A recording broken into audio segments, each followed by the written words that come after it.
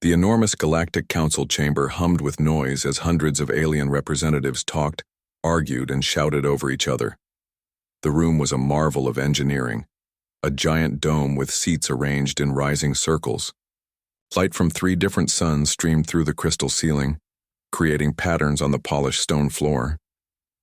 Ambassador Krilthar of the Zentari Dominion stood at the central podium.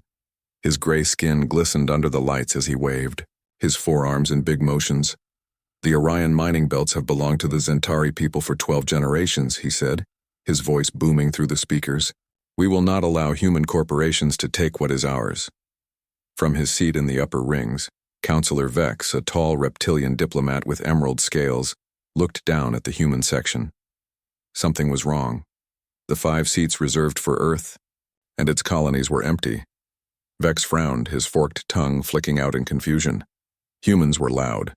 Humans were always talking, laughing, interrupting. Their absence created a strange hole in the usual pattern of council meetings. The debate about mining rights continued for another 3 hours. The Zentari demanded protection for their claims. The Arcturians argued for free trade. The Pleiadians suggested a compromise. But not once did a human voice join the discussion.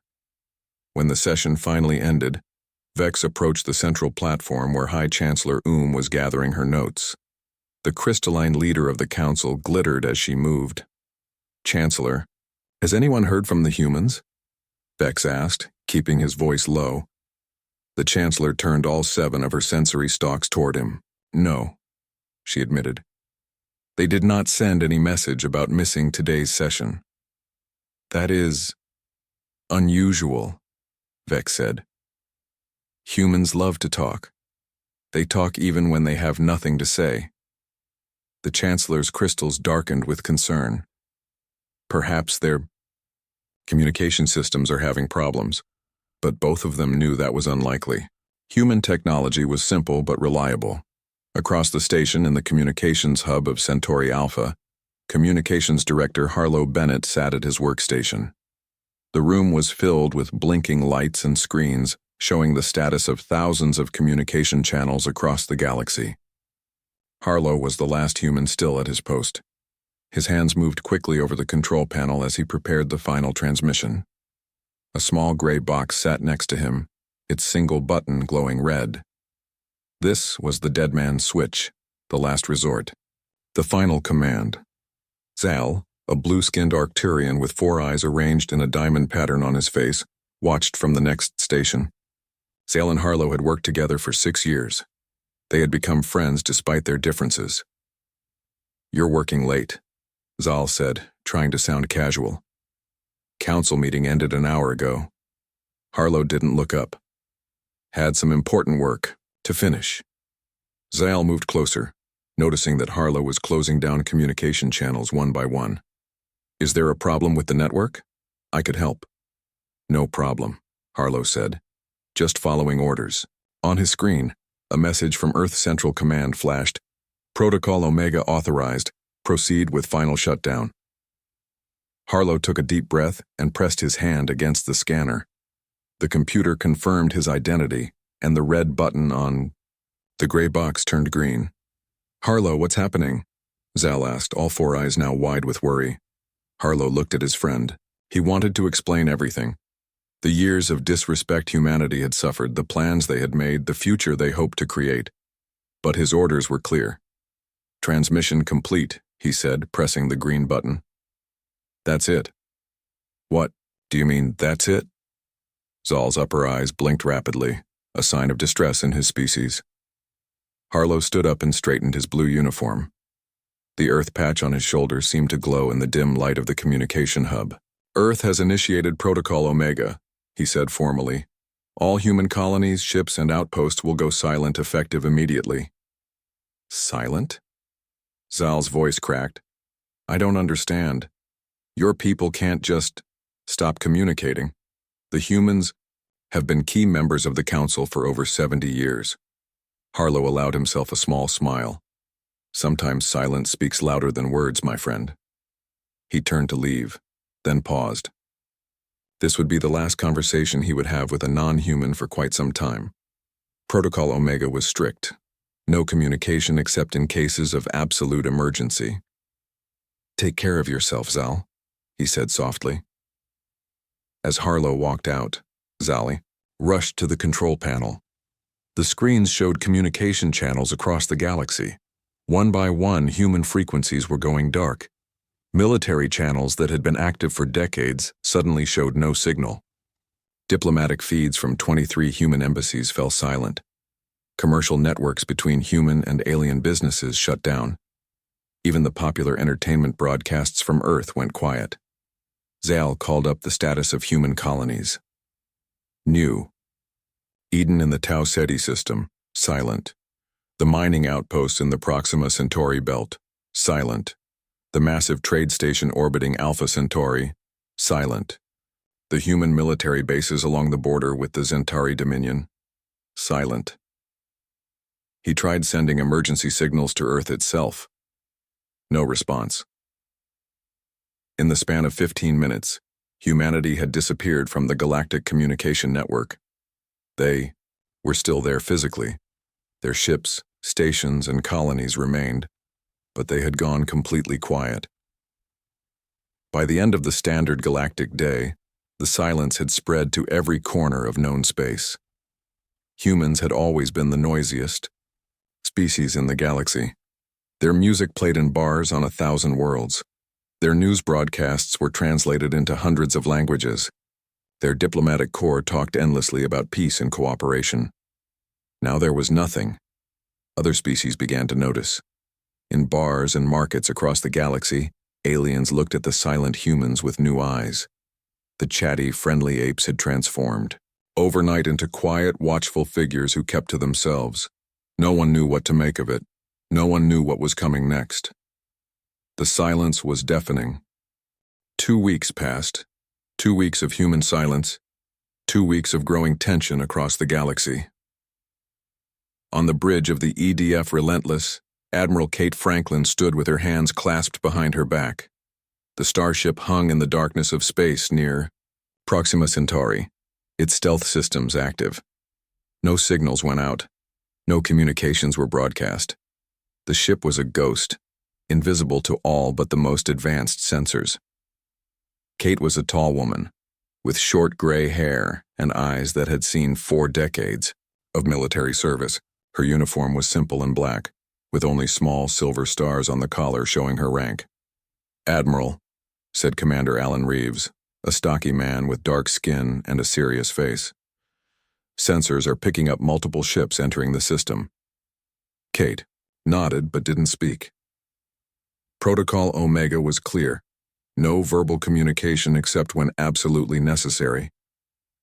She picked up her datapad and typed, "Identify."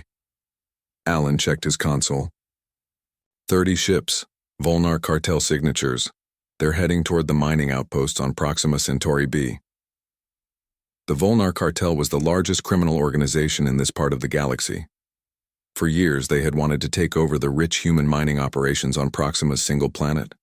Now, with humanity silent, they must have thought it was the perfect time to strike. They were wrong. Kate typed again, "Deploy ghosts." Alan nodded and pressed a series of buttons on his console. Deep in the belly of the Relentless, launching bays opened. 12 small black ships slipped out into space. Each one carried 2 pilots and enough firepower to destroy a small moon. They were called ghosts because that's all you saw before you died. The Volnar fleet moved closer to the planet, unaware they were being hunted. Their ships were a mix of old military vessels and modified cargo haulers, all painted with the red and black colors of the cartel. They approached the mining outposts with weapons charged. The first ghost struck without warning. A flash of blue light, and the lead Volnar ship exploded into pieces. Before the debris had even scattered, 2 more cartel ships were hit. On the bridge of the Volnar command ship, Captain Drez slammed his fist against the console. "What's happening?" he shouted at his crew. "Unknown attackers," a crewman yelled back. "We can't see them on sensors." "Send out a distress call," Drez ordered. The communications officer tried, but all frequencies were being jammed. No one would hear their cries for help. The ghosts continued their silent work. They moved like shadows through the Volnar fleet, striking with perfect precision. Ship after ship exploded in silent bursts of fire and light. From the Relentless, Kate watched the battle on the main screen. There was no battle chatter, no victory cries, no shouted orders. Just the silent efficiency of trained soldiers doing their jobs. In less than 20 minutes, it was over. The Volnar fleet was reduced to floating debris. Not a single cartel ship had escaped. Kate typed on her pad, "Clean up the debris." No traces. Alan nodded and sent the orders to the ghost teams. They would use tractor beams to gather all the debris and push it into Proxima Centauri's sun. By tomorrow, there would be no evidence that 30 ships had ever entered the system. No evidence except for the growing fear in the eyes of anyone who wondered where the Volnar cartel had gone. Across the galaxy, similar scenes played out. Species that had always been kept in check by human diplomatic or military presence began testing boundaries. They poked at human territory, tried to steal human technology, or broke long-standing treaties. One by one, they encountered the silent, but deadly response of humanity's hidden forces.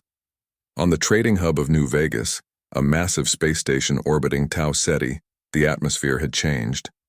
The station had always been known for its wild parties, its gambling halls, and its mix of species from all over the galaxy. Humans had built it, and they made up about half the population. Now the human section of the station was strangely quiet. The bars and clubs still operated, but the loud music was gone. The gambling halls were open, but the dealers no longer called out to passing customers. The restaurants served food, but the waiters only nodded and pointed at menu items instead of describing the daily specials. Greg Collins owned the largest shipyard in New Vegas. He was a big man with massive hands and a beard that covered half his face. Before Protocol Omega, he had been known for his loud laugh and his friendly way of bargaining. Now he conducted all his business in silence, using a datapad to show prices and specifications. A Phobian merchant named Vork entered Greg's office. Phobians were short, round aliens with purple skin and large, sensitive ears. Vork had done business with Greg for years. "Good day, friend Collins," Vork said, his voice echoing in the quiet room. "I need repairs for my cargo hauler. The engine is making strange noises again." Greg nodded and typed on his pad. He turned it around to show Vork the price. It was 15% lower than normal. Vork's ears twitched in surprise. "This is very good price," he said. "But why so cheap?" Greg shrugged and pointed at a sign on the wall that read, "Efficient service, fair prices." "You humans," Vork said nervously. "You are acting very strange these days. Why no talking? Why all the silence?" Greg just smiled and pointed at the price. Again. Vork agreed to the deal, but as he left the shipyard, he met another Phobian merchant. "The humans are planning something," Vork whispered to his friend. "They never shut up unless they're up to something terrible." His friend nodded. "I heard the Volnar cartel sent 30 ships to take over the human mines at Proxima Centauri. None came back, not even a distress signal." "Maybe we should avoid human space for a while," Vork suggested. Within days, similar conversations were happening all across the galaxy. Ships changed their routes to avoid human territory. Trade deals were suddenly completed on terms favorable to human interests. Species that had been planning to expand into areas near human space decided to look elsewhere. The Galactic Council called an emergency meeting to discuss the situation, but with no human representatives present, they could only guess at what was happening. "The humans may be preparing for war," suggested Ambassador Krilthar of the Zentari. "Perhaps they have discovered something terrible," offered Counselor Vex. "Something so horrifying that it has rendered them silent." High Chancellor raised her crystal arms for silence. "Whatever the reason," she said, "we must prepare for all possibilities. I am doubling the guard on all Council facilities, and I recommend all member species do the same for their important installations." As the Council spoke, rumors spread faster than light across the galaxy. Some said humans were building a superweapon. Others claimed they had made contact with gods from another dimension. The more imaginative species suggested that humans had evolved beyond the need for verbal communication, and were now communicating through thought alone. All theories shared one common thread: fear. When humans talked, the galaxy listened, but didn't always take them seriously. Now that humans were silent, the galaxy couldn't think of anything else. 3 months passed since the humans had gone silent. 3 long months of growing fear and uncertainty throughout the galaxy. The great hall of the Galactic Council shimmered with the morning light of 3 suns. But the mood inside was dark. Representatives from hundreds of worlds sat in their assigned places, their voices low and worried. The empty human seats seemed to grow more noticeable with each passing day. High Chancellor stood at the central podium, her crystalline body reflecting rainbow patterns on the walls. She raised her arms for silence, and the room quickly quieted. "Esteemed members of the Council," she began, her voice clear and musical, "we cannot continue like this. The great human silence, as it has come to be called, is causing serious problems throughout our shared galaxy." Murmurs of agreement rippled through the chamber. "Our economic experts report that human-controlled sectors of our economy are becoming unpredictable," the Chancellor continued. "Markets are destabilizing across 17 systems. Trade routes that have existed for centuries are changing as ships avoid human space." Financial Minister Drell, a tall, thin alien with skin like golden leaves, stood up. "Chancellor, the numbers are worse than we thought. Human businesses are still operating, but they've changed their patterns. They're offering lower prices to some species and higher prices to others. They seem to be choosing winners and losers." This caused an outbreak of angry shouts. Species that had traditionally been friendly with humans found themselves receiving favorable treatment, while those who had opposed human interests were facing economic pressure. "That's not all," said Security Director Vrel, a crystalline entity similar to the Chancellor, but with sharper edges and a red glow. "There have been 23 incidents of ships disappearing near human space in the past month alone." Vrel touched a control, and a holographic map of the galaxy appeared above the council floor. Red dots showed the locations of the missing ships. "No distress calls were sent," Vrel continued. "No debris has been found. The ships simply vanished." The room erupted in frightened chatter. The silence of humanity had created a power vacuum that threatened to destabilize the carefully balanced political ecosystem of the galaxy. And into that vacuum, fear was quickly flowing. Far away from the Galactic Council, deep beneath the surface of Earth, President Olivia Mason met with her top advisors in a heavily guarded underground command center. The room was large but simple, a round table surrounded by chairs with screens covering the walls. President Mason was a woman in her early 60s with short white hair and dark, serious eyes. She wore a simple blue suit with a small pin showing Earth's flag on her lapel. "Status report," she said, looking around the table. General Paul Murphy, head of the Earth Defense Force, stood up. He was a tall, broad-shouldered man with a shaved head and a scar running down one side of his face. He pressed a button and a holographic display of the galaxy appeared above the table. "The message is being received, Madam President," he said with a satisfied smile.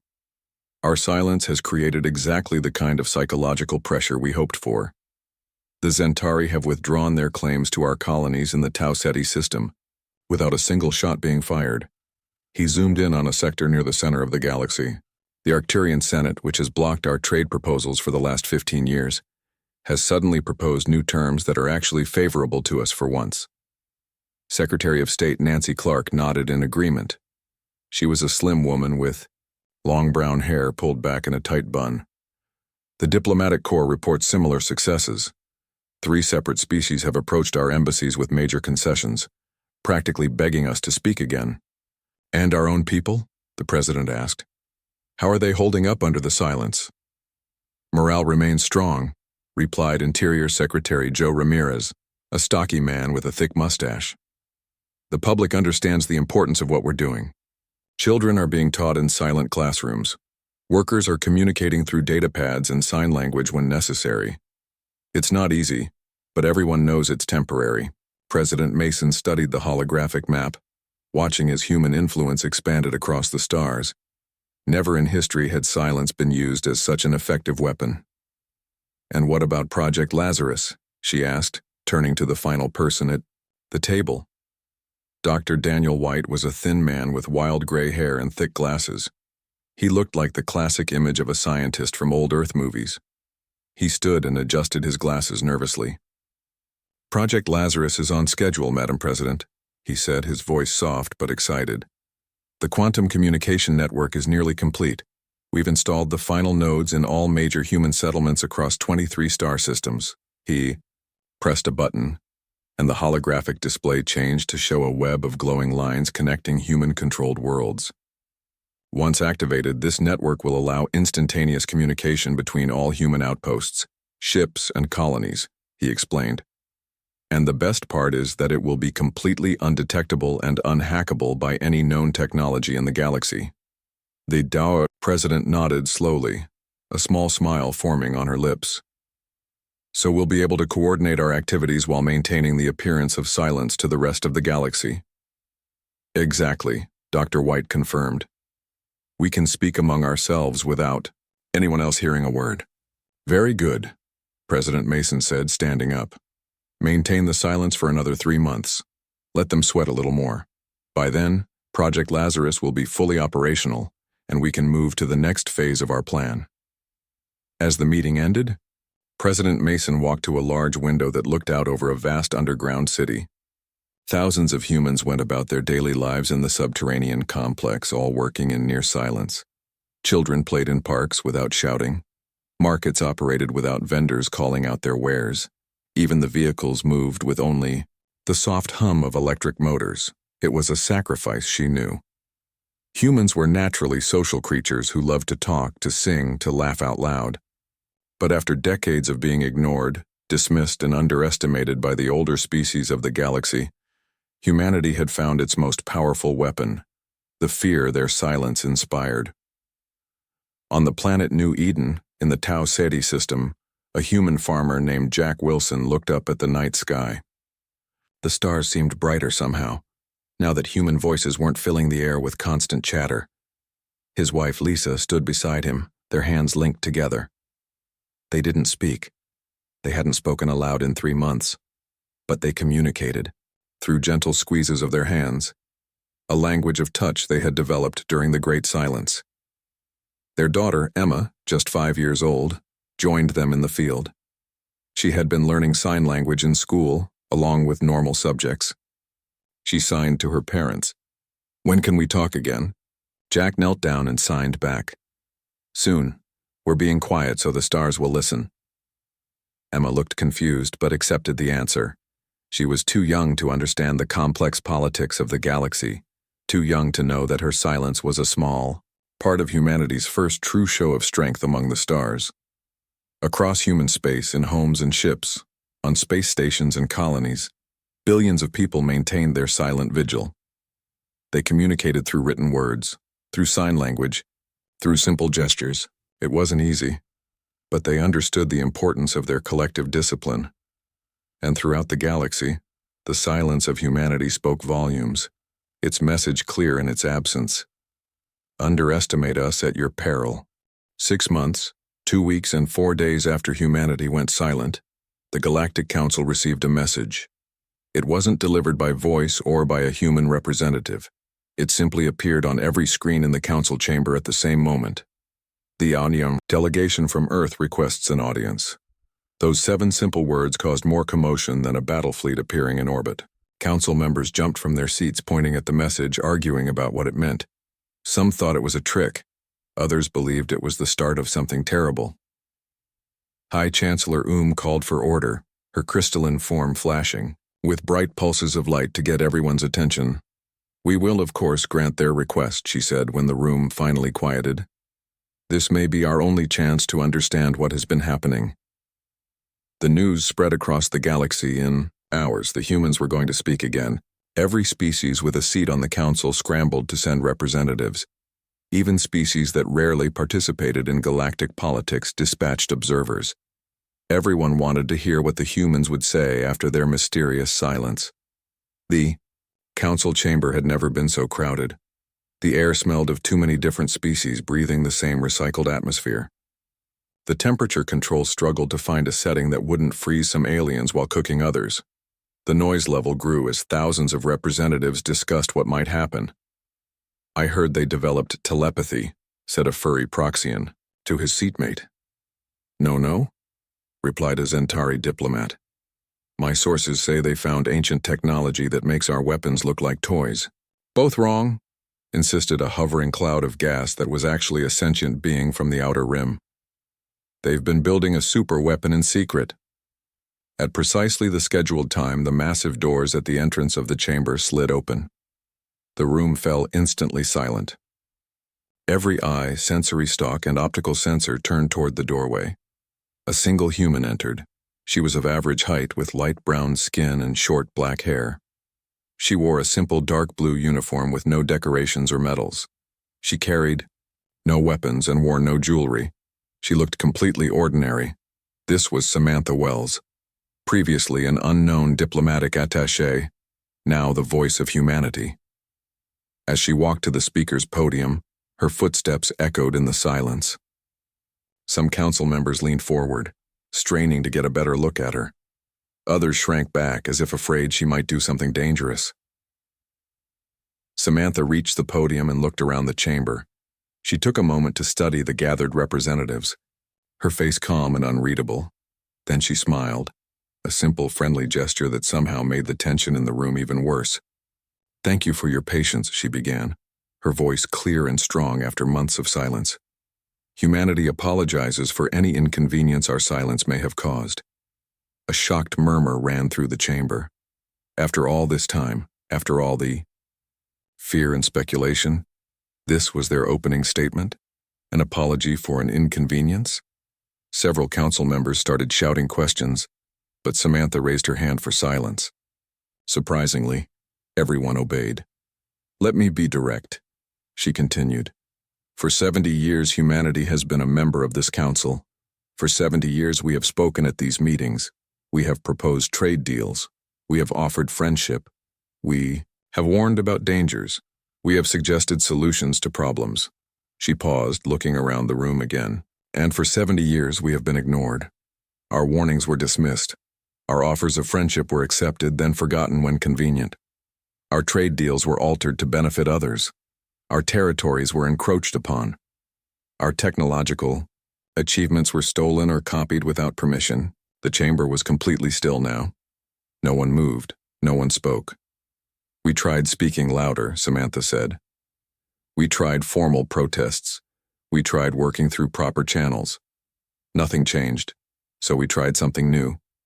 We went silent." She pressed a button on the podium, and the giant holographic display behind her activated. It showed a map of human territory before the silence. Then, as everyone watched, the map changed, expanding to show new areas where human influence had grown during the past 6 months. "Our silence was not a withdrawal from galactic affairs," Samantha explained. "It was a demonstration. When we were speaking, you were not listening. When we went silent, you finally paid attention." The map continued to change, highlighting the systems where other species had withdrawn their claims, where new treaties had been signed in humans' favor, where trade routes had been altered to give humans better access. "We didn't fire a single shot," Samantha said. "We didn't threaten anyone. We simply stopped talking and the galaxy bent over backward to figure out why. In 6 months of silence, we have gained more respect and territory than in 70 years of talking." She let that sink in for a moment.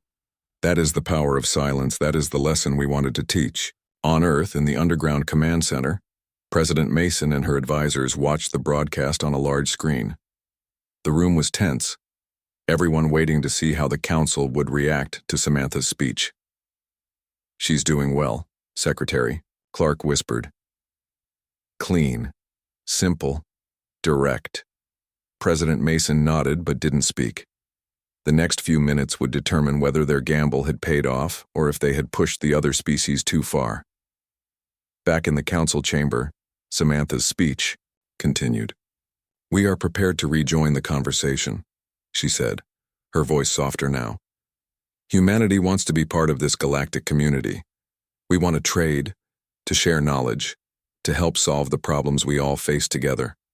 But the terms have changed. Her expression grew more serious. Humanity will no longer shout to be heard. We have proven that our silence is more powerful than our words. We expect to be treated with the respect we have earned. We expect our proposals to be considered fairly. We expect our borders to be respected. Samantha laid a small glowing data crystal on the podium. This contains our proposals for moving forward. They are reasonable. They are fair. They benefit everyone, not just humans. We are open to discussion but not to dismissal. The human delegation will return tomorrow to hear your response. With that, she turned and walked out of the chamber, leaving behind a stunned silence. As the doors closed behind her, the chamber erupted in a chaos of voices.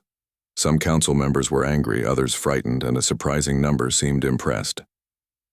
High Chancellor raised her arms for order. When the noise finally died down, she spoke. I suggest we all review the human proposals carefully. It seems our friends from Earth have learned how to speak in a new way, one we would be wise to listen to. Back on Earth, President Mason watched as Samantha left the council chamber.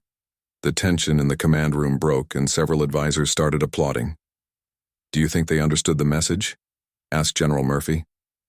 President Mason nodded slowly. They understood. For too long we've been the noisy newcomers, the upstart species trying to find our place. Now they know what happens when humans go quiet. And if they reject our proposals? Secretary Clark asked, voicing the concern they all felt. The president's eyes hardened. Then they'll discover that as frightening as our silence was, our actions can be far more terrifying. But her words proved unnecessary. In the days that followed, the Galactic Council accepted every single human proposal. New trade agreements were established. Territorial disputes were resolved in humanity's favor. Technology sharing programs were set up with proper protections for intellectual property rights. And, most significantly, a human was elected to the Council's Security Directorate for the first time in history. Across human space, people began speaking again. Cities and colonies filled with the sounds of human voices. Children shouted in playgrounds. Musicians performed in concert halls. Friends laughed together in restaurants. But something had changed. Humanity had learned the power of strategic silence. Now and then, when a diplomatic negotiation reached a critical point, or when human interests were threatened, humanity's representatives would fall silent for a day or two, just long enough to remind the galaxy of what they had learned. When humans went silent, the galaxy feared, and in that fear, they finally found respect. The end.